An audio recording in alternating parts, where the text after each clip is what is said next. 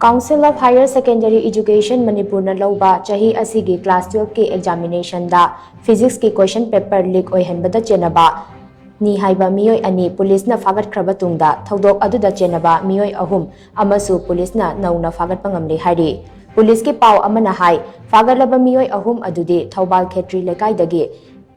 Khangembam Arunda Sahi Humfu Apokpa Laikhidraba ke Haisbira Chandra Yaripok Tulihal Laishram Lekaidagi Laishram Pravin Chahi Kuntra Mathoi Apokpa El Jadumani Amadi Khongjom Bazar Dagi Sapam Sibdatta Chahi Kuntra Manga Apokpa S Mani Babu Kawi Makoi Ahum Asi question paper leak Oihanbada Haktheng Nana Chennaba Meeoi Singni Makoi na Sizin na Kiba mobile phone sing Adusu police na seize Taushile HAIRI Khangembam Arundraj